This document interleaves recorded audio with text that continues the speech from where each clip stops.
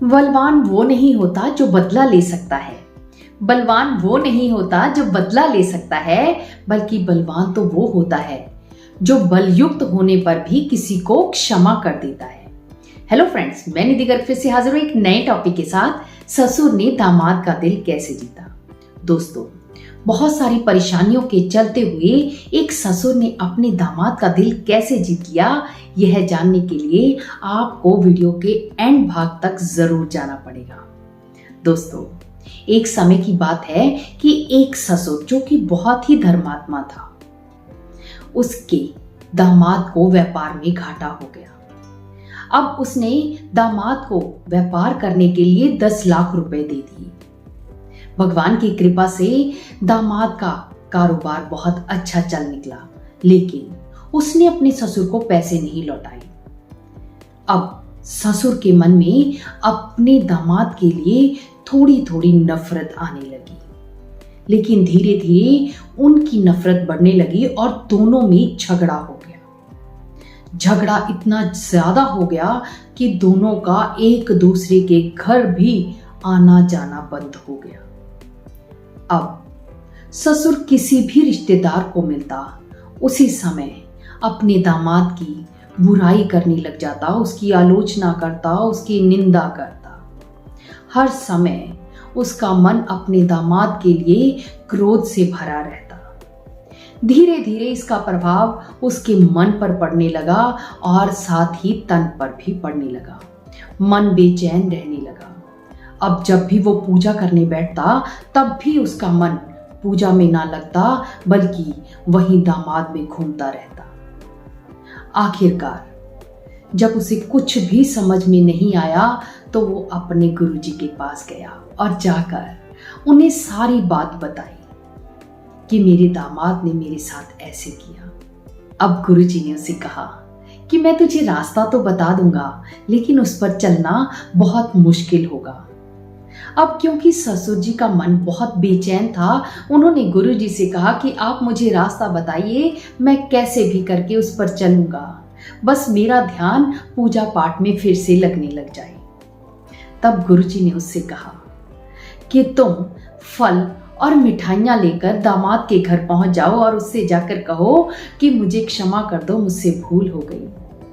ससुर ने गुरुजी से कहा कि शायद आपको समझने में कुछ गलती हो गई है, मैंने आपको सारी बात बताई है, गलती उसकी है, भूल उससे हुई है, माफी मैं मांगू। तब गुरुजी ने उससे कहा कि किसी भी झगड़े में किसी एक व्यक्ति की गलती नहीं होती। हो सकता है उसकी गलती 99% हो और तुम्हारी गलती 1% हो, लेकिन भूल तो तुमसे भी हुई है। तुमने अपने दामाद के लिए अपने हृदय में द्वेष रखा, घृणा रखी, यह थी तुम्हारी पहली गलती। तुमने उसकी निंदा, बुराई, चुगली दूसरों के सामने की, ये थी तुम्हारी दूसरी गलती। तुमने लोगों से अपने कानों द्वारा उसकी बुराई सुनी, ये थी तुम्हारी तीसरी गलती। अपने मन में हमेशा उसके लिए क्रोध की भावना रखी, ये थी तुम्हारी चौथी गलती। अब जब गुरुजी ने उसे समझाया कि जब हम किसी को दुख देते हैं तो वही हमारे पास लौट कर आता है, तुमने अपनी भूल से, अपने कर्मों से अपने दामाद को दुख दिया, जिसके कारण तुम्हारा मन दुखी हो रहा है। अब ससुर जी को बात समझ आ गई थी। वो चुपचाप वहां से गए, बाजार से उन्होंने फल और मिठाइयां ली और सीधे ही दामाद के घर पहुंच गए। रात का समय था, सब लोग, दामाद, बेटी, नाती पोती, सब लोग वहां पर अपना डिनर कर रहे थे। जैसे ही जाकर ससुर जी ने दरवाजा खटखटाया, नाती भागता भागता आया और उसने दरवाजा खोला और देखते ही चिल्लाने लगा, नाना जी आ गए, नाना जी आ गए। जैसे ही उसने ऐसा कहा तो सभी लोग वहां से उठकर बाहर की तरफ आ गए। बेटी की आंखों से आंसू बहने लगे, क्योंकि आज 15 साल बाद उसने अपने पिता को देखा था। पिता ने मिठाई रखी और अपने दामाद के पास जाकर उनसे कहने लगे कि बेटा मुझे माफ कर दो, मुझसे भूल हो गई। यह कहकर उनकी आंखों से आंसू बहने लगे। यह सुनते ही दामाद अपने ससुर के चरणों में गिर पड़ा। अब ससुर की आंख के आंसू दामाद की पीठ पर और दामाद की आंख के आंसू ससुर के पैरों पर गिरने लगे। दोनों ने एक दूसरे से क्षमा मांगी। सब लोग एकदम शांत, सबकी आंखों से बस आंसू ही आंसू बह रहे थे। बेटी पिता से मिलकर अपना हृदय निर्मल कर रही थी। आज आंसू में सबके मन साफ हो रहे थे। पिताजी चुपचाप वहां पर बैठ गए। तभी दामाद वहां से उठा और अंदर जाकर पैसे ले आया और लाकर अपने ससुर जी को देने लगा। ससुर जी ने कहा कि नहीं बेटा, आज मैं यहाँ पर इन कौड़ियों को लेने के लिए नहीं आया हूँ, मैं तो सिर्फ आपका प्रेम पाने के लिए आया हूँ। लेकिन दामाद ने जिद की कि अगर आप इसे नहीं लेंगे तो मुझे भी पश्चाताप रहेगा, मेरे मन में भी तपन रहेगी, मैं खुद को माफ नहीं कर सकूंगा। बहुत जिद करने पर दामाद से ससुर ने पैसे ले लिए और अपनी इच्छा अनुसार बेटी नाती पोतियों में बांट दिए। अब सब लोग एक गाड़ी में बैठे और अपने घर चल दिए। वहां पर जाकर मां अपनी बेटी से मिली। भाई भाभी बच्चे सब एक दूसरे से मिले, खूब रोए। सबकी आंखों से आंसू ही आंसू बह रहे थे।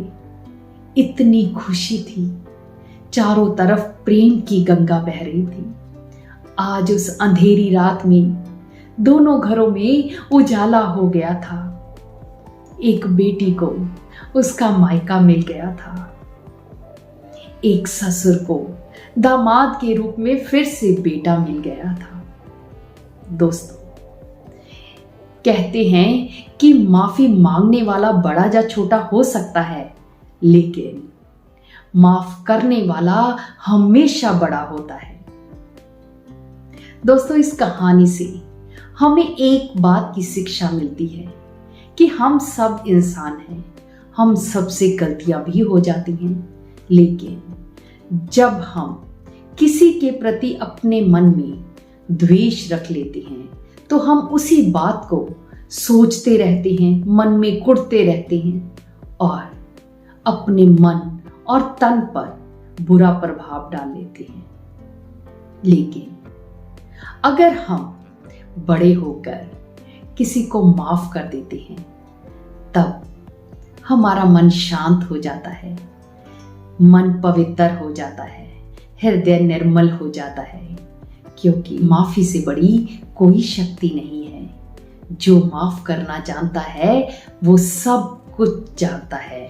इसलिए दोस्तों, किसी भी रिश्ते से मन मुटाव को दूर करके रिश्ते की खटास को निकालकर रिश्ते की नई शुरुआत करनी चाहिए, क्योंकि जो मजा रिश्तों को निभाने में है वो तोड़ने में नहीं है। जो लोग बहादुर और बड़े दिल वाले होते हैं वही किसी भी व्यक्ति को क्षमा कर सकते हैं, माफ कर सकते हैं। इसलिए बहादुर बने। अगर आप किसी को माफ कर सकते हैं तो माफ करके देखिए, उस दिन आपको चैन की नींद आएगी, मन पवित्र हो जाएगा, विचारों की शुद्धि हो जाएगी। ये क्षमा की शक्ति है, माफ करने की अद्भुत और निराली शक्ति है। दोस्तों, अगर मुझसे भी कोई गलती हो गई हो तो मुझे भी बड़ा दिल करके माफ कर देना। वीडियो कैसी लगी है मुझे कमेंट करके जरूर बताना। मिलते हैं नेक्स्ट वीडियो में, तब तक आपका जीवन सुखमय हो, आपके घर में भी हमेशा बरकत बनी रहे।